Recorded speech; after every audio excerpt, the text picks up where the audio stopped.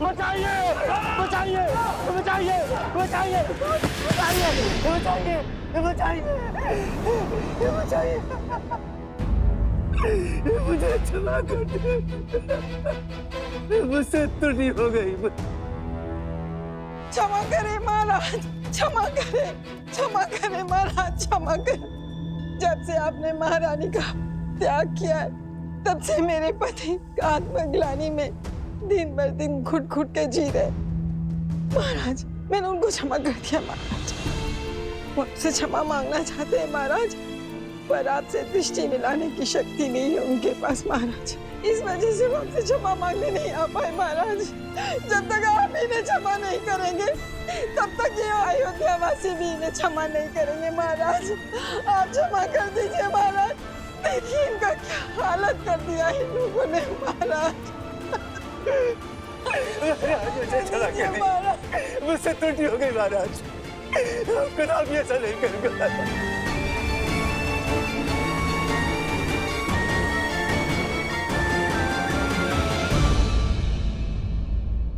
उठिए देवी, उठो। इन नगरवासियों का कोई अपराध नहीं है, इन्होंने कोई दोष नहीं किया है।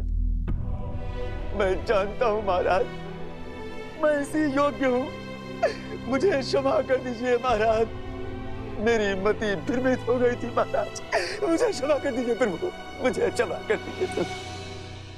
मैं तुम्हें क्षमा करता हूं वस्त्रक,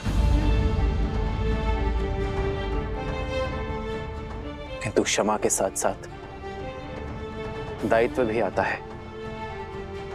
मैं आज तुम्हें एक दायित्व सौंपता हूं कि तुम ना केवल अपनी पत्नी को सम्मान सहित अपने जीवन में सम्मिलित करोगे, बल्कि अपने राज्य की रक्षा भी करोगे। ये ध्यान रखोगे कि लोक अपवाद से कोई भी किसी भी तरह प्रभावित ना हो।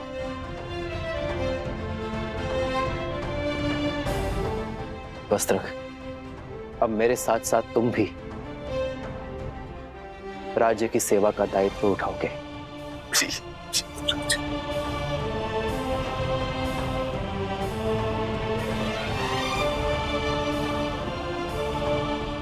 मैं जानता हूं आप सभी व्याकुल हैं, किंतु अराजकता किसी समस्या का हल नहीं। यदि आप कुछ करना ही चाहते हैं तो अयोध्या को कर्म और धर्म की पराकाष्ठा बनाने की यात्रा में अपना सहयोग दीजिए। इस राज्य को राम राज्य बनाने में सहायता कीजिए। कहिए, क्या मेरी अयोध्या की प्रजा मेरी सहायता करेगी? अवश्य महाराज, हम लोग भी अपनी तरफ से पूर्ण सहायता करेंगे। महाराज, आपका बहुत बहुत आभार। अब मैं किसी के बहकावे में नहीं आऊंगा। मुझे स्मरण है, कोई धूर्त वृद्ध ब्राह्मण का भेष बदलकर आया और मुझे भ्रमित करके चला गया।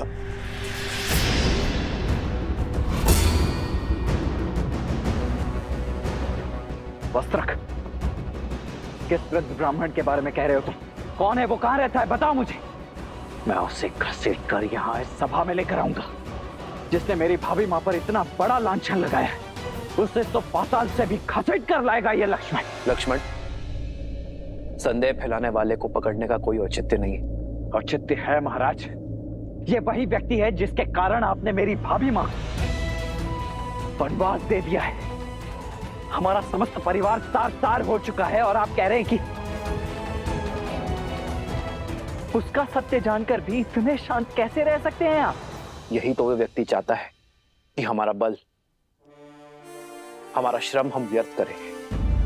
हमें हमारी शक्ति, हमारे बल को लोक अपवाद फैलाने वाले को पकड़ने में नहीं, बल्कि स्वयं और राज्य को इतना सशक्त बनाने में लगानी चाहिए कि भविष्य में कोई भी लोक अपवाद हमें प्रभावित ना कर सके।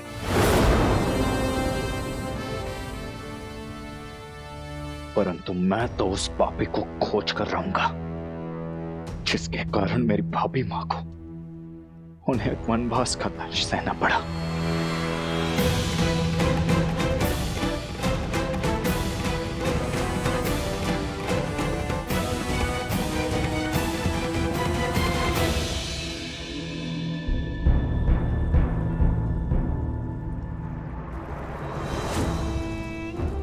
उत्तम नहीं, अति उत्तम उत्तर दिया है उस राम ने मेरे छल का। करुणा और त्याग का आवरण ओढ़कर छल का ऐसा लट्टू फेंका है कि सब चारों खाने चित त्याग का डंका बजाकर पुनः अयोध्या का प्रेम पा लिया। बड़ा चतुर निकला ये सूर्यवंशी, पर मैं भी सहस्त्रमुख रावण हूं। सहस्त्रमुख रावण, छल के हर खेल का महारथी। तो बातें ही बनाते रहेंगे या दिखाएंगे जौहर अपना? वहां धर्म का स्वरूप वो राम राज्य बना रहा है, अनंत काल तक पूजे जाने का मार्ग प्रशस्त कर रहा है, और तुम एक क्षण की ये जीत का उत्साह मना रहे हो। मूर्ख, असुर तो हो, बलवान पर बुद्धिहीन। परिस्थिति चाहे घर के भीतर की हो या राज्य के अंदर की, रणनीति सदा ही उभरती परिस्थितियों की प्रतिक्रिया होती है। तो फिर इस परिस्थिति से लड़ने के लिए तुम्हारे पास क्या योजना है भैया? यात्रा, अपनी माया से सीता को खोजने की तीर्थ यात्रा, और उसके बाद मुझे उसे खोजना है जो मेरी योजना का सहायक बने, अपने प्राणों की आहुति देकर मेरे लिए सफलता की सीढ़ी बने। कौन? धीरज रखो प्रिय बहन, धीरे धीरे तुम्हें सब दिखाई और सुनाई देने लगेगा। आशा करती हूँ कि इस बार जीत तुम्हारी ही होगी, और यदि नहीं हुई तो इस प्रतिशोध की पतवार मुझे ही थामनी होगी।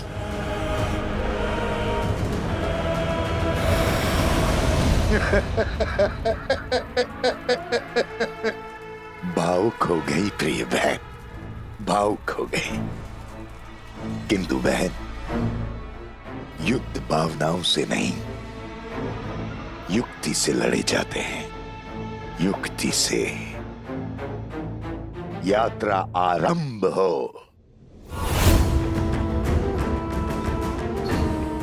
वो यात्रा जो सीता तक जाकर पूरी होगी। मैं आ रहा हूं देवी सीता, मैं आ रहा हूं।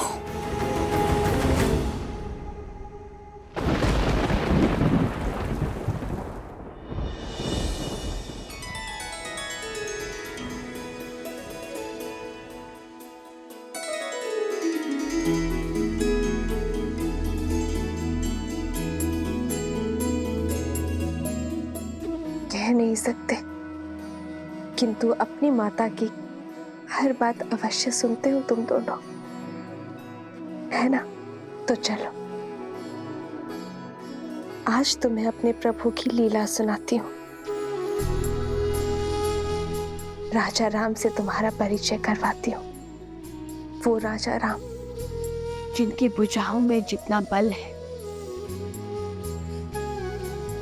उससे अधिक प्रेम उनके हृदय में है। अपनी प्रजा को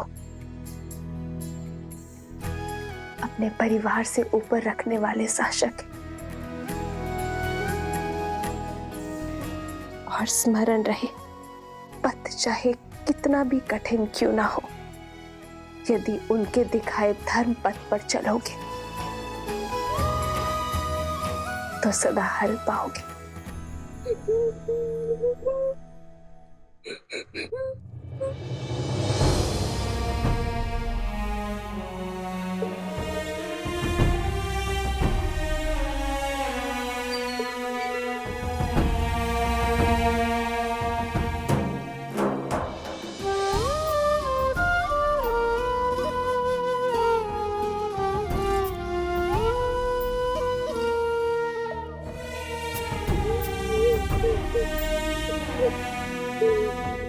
तुम रो क्यों रहे हो? इस सुंदर मुख पर मुस्कान कैसे आएगी? आप भुवन देवी है ना? देवी अर्थात ईश्वर। आपके पास तो अथाह शक्तियां होंगी। क्या आप मेरी माता को ला सकती हैं?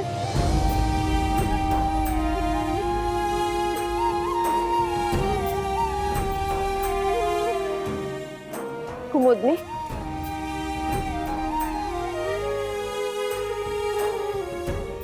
ये बालक कौन है और इसकी माता को क्या हुआ? वो शांडिल्य है। 2 वर्ष पहले एक दिन उसकी माता वन में गई और फिर कभी नहीं लौटी। वो तब से अपनी माता की प्रतीक्षा कर रहा है। वो नहीं जानता कि उसकी माता को लवणासुर राक्षस ने खा लिया है। अब वो कभी नहीं लौटेंगी। लवणासुर?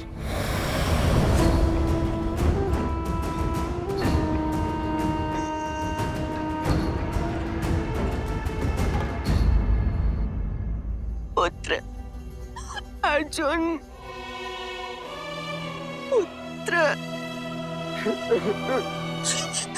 पुत्र अर्जुन, तुम कहीं नहीं जाओगे। सुना तुमने? तुम कहीं नहीं जाओगे।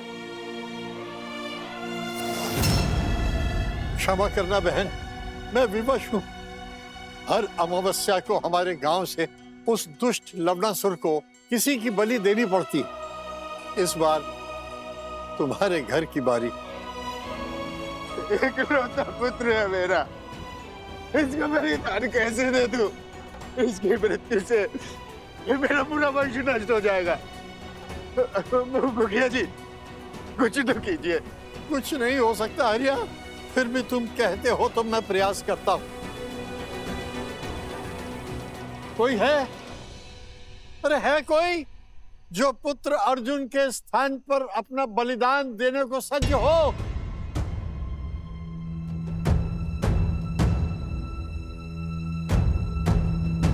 रूमा कहती है यहाँ से कुछ ही दूर कौशल राज की सीमाओं के बाद एक नगर है, मधुपुरी। लवणासुर वहीं का राजा है।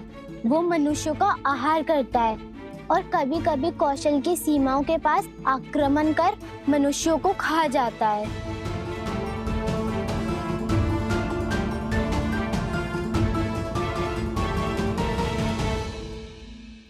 तुम मेरी एक सहायता करोगी?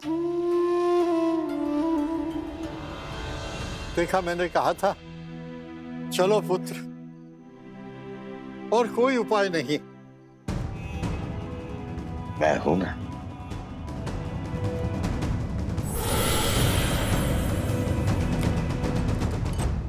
रुक जाओ।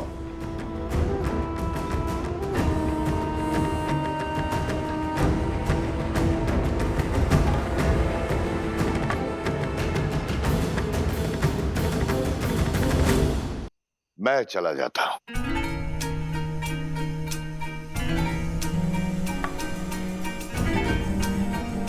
तीर्थ यात्रा पर जा रहा, मुक्ति पाने। अच्छा अवसर प्राप्त हुआ है। मुझे जीवन से कोई मोह नहीं है। मैं सच्ची हूं। प्राणों की आहुति तो देनी पड़ेगी। धन्य हैं आप। आप जैसे महापुरुष कहाँ मिलते हैं संसार में। आपका बहुत बहुत धन्यवाद।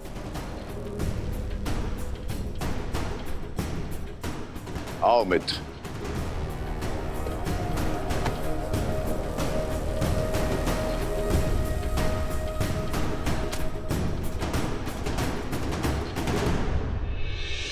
चलो मित्र, मार्ग सरल नहीं होगा, अंत तक पहुंचना है। सिया राम के।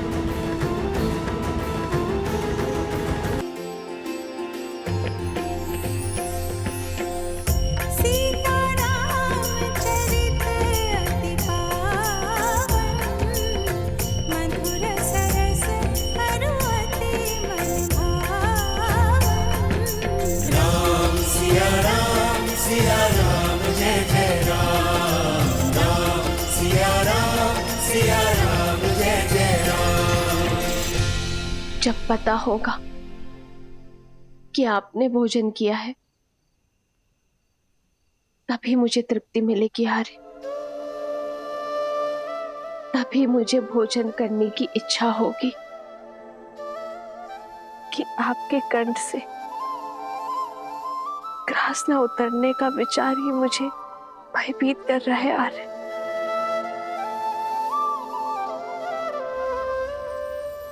श्री राम श्री राम।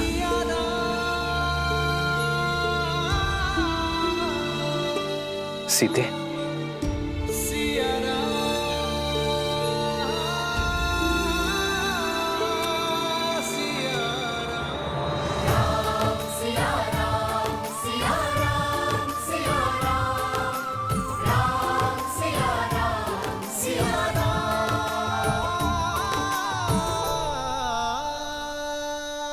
कब तक स्वयं को भूखा रखेंगे आर्य? जब तक ये ना जान जाओ कि मेरी सीता ने भोजन किया है या नहीं। कभी आपसे पहले भोजन किया है मैंने? इसीलिए तो सीते। आर्य, जब दो लोगों में गहन और सच्चा प्रेम हो तो वो एक दूसरे का प्रतिबिंब बन जाते हैं।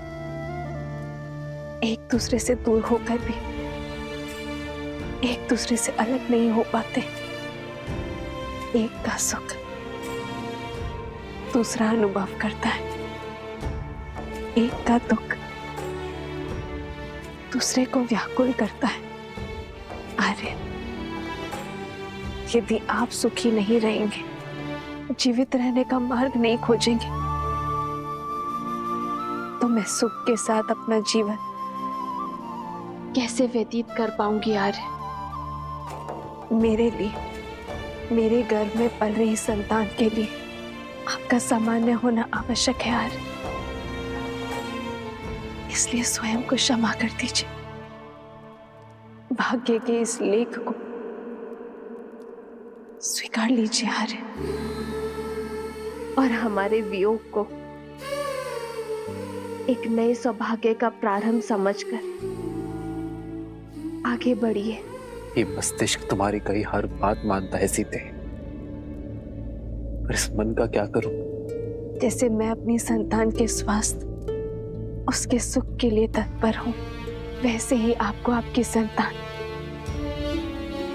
अयोध्या की प्रजा के बारे में सोचना होगा आर्य। आपके भूखे रहने से उन्हें सुख नहीं मिलेगा आर्य।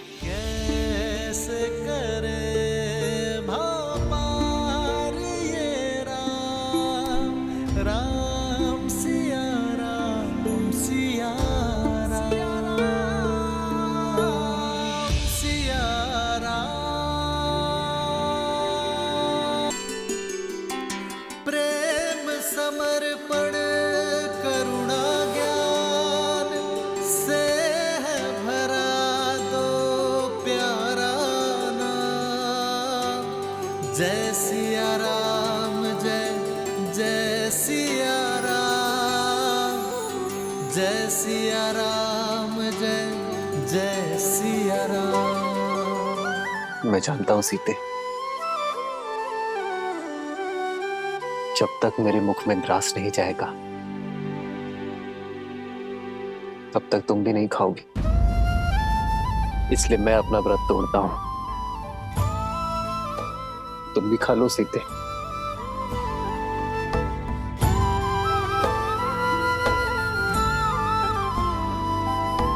राम सिया राम, जय जय राम।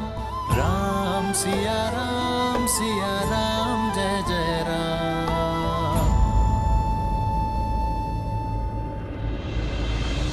जन्म जन्म का है ये संगम, राम रतन सीता वैभव धन। लगता है आपने भोजन ग्रहण कर लिया है आर्य।